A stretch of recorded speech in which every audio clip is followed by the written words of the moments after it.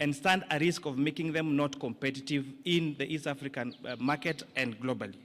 Therefore, this eco-levy will only be chargeable to imported finished products.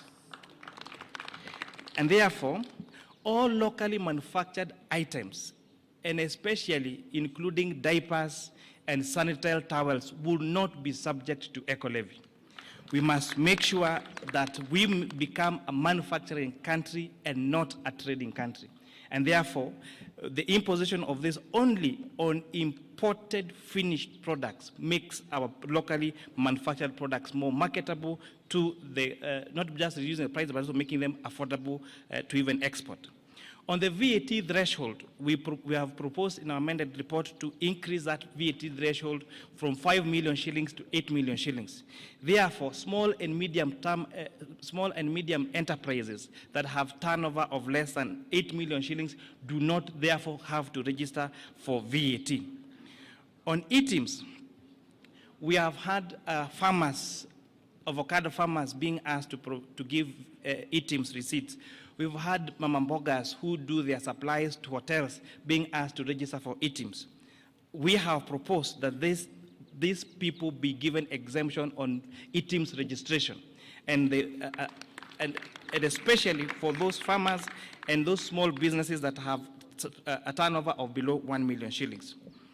We have had the conversation about eggs and onions and potatoes. So what you've done to protect our poultry farmers, our potato farmers in Nyandarua and Molo, and protect our onion farmers, we have proposed excise duty only on imported table eggs, imported onions, and imported potatoes. This makes our onions, our eggs, and our potatoes more marketable to us and the region. To support the fight against illicit brews in the country, we have proposed a change in excise duty to changing it from a volume to alcohol content. Therefore, those alcohol manufacturers that are producing alcohol of very high content will now be required to pay higher duty because based on the alcohol content, and those making alcohol of lower content now will pay less duty. To support our pension contributions, because one day we'll all retire, we are now increasing the amount of taxable pensions from, we are now increasing the amount allowable for tax exemption for pension contributions from 20,000 shillings to 30,000 shillings. So this is a big win for our pensioners. So we are moving our pension schemes to exempt. It is exempt at contribution and exempt when you receive your pension from 20,000 to 30,000. Yes, per month. It's important to say this, per month. We have also been appraised of the money that is allocated for junior secondary school to hire all the intern teachers into permanent and pensionable terms. And the number there is actually 46,000 shillings, 46,000 junior secondary school teachers, in addition to recruit an additional 20,000. Your Excellency, we are very happy that the proposals that were brought to the National Assembly and the ones that we are proposing to the House are two amended documents. Because, again, I repeat, the exercise we did on public participation was not an exercise in futility. On motor vehicle tax, inasmuch as we agree that there is need to have money allocated to maintain our roads, and those people that are using our road more and causing TNA on our roads should contribute more towards fixing those roads, we have agreed that the motor vehicle tax cannot be amended through an income tax act, and also pegging it on insurance would cripple the insurance business and make it very difficult, especially for those Kenyans who take third-party insurance, and therefore that proposal has been dropped. Oh yes, sugar transportation.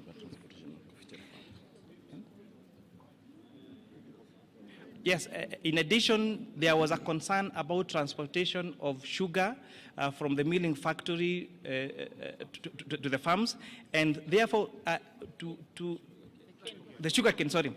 We have listened to the concerns about the transfer of sugar cane from the farms to the milling factory. And people are asking, why sugar cane? And why not coffee? And why not tea? Sugarcane is very bulk, and therefore the largest cost in the processing of sugarcane is actually on transportation, unlike most other crops. And that is why we have recommended to remove VAT on transportation of sugarcane from the farms to the milling factories. For the mobile phone, I actually did mention that mobile phone transfer services has been, we have not increased that, it still retains at 15%. The concern about foreign exchange transactions, the concern about transfer in banks, that the status quo remain, no additional taxes have been increased on that particular sector. Thank you, Chairman Kuria. Members of the press, I think as you have heard from the changes that have been made to the proposals in the finance bill, which will be tabled this afternoon in the National Assembly, I think it's important to mention to members of the public, including the public-spirited Kenyans who had intended to occupy Parliament, that there is absolutely no debate today. It's just the tabling of the report. Debate shall begin tomorrow morning, the whole of tomorrow, and continues to Thursday, and will allow time over the weekend for possible amendments from other members of Parliament. You may have realized from the amendments that we have done, there are a number of things that we intend to achieve.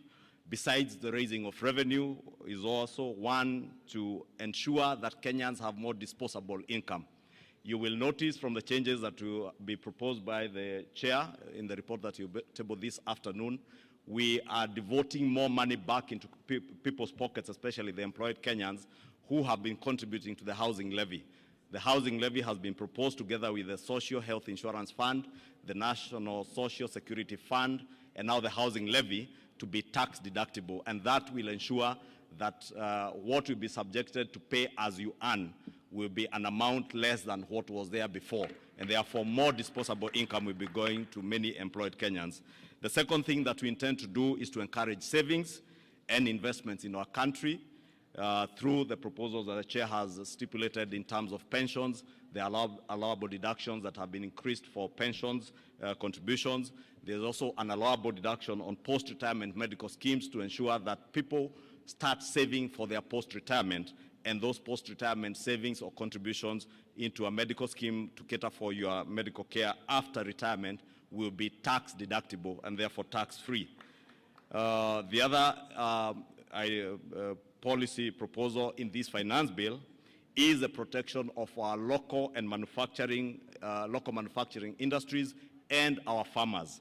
We as a country have made huge investments with our farming communities, and therefore we are intentional on protecting those farmers. That is why you hear the proposals to levy excise duty on imported potatoes, imported table eggs and onions, and also the imposition of eco tax or eco levy on imported finished products.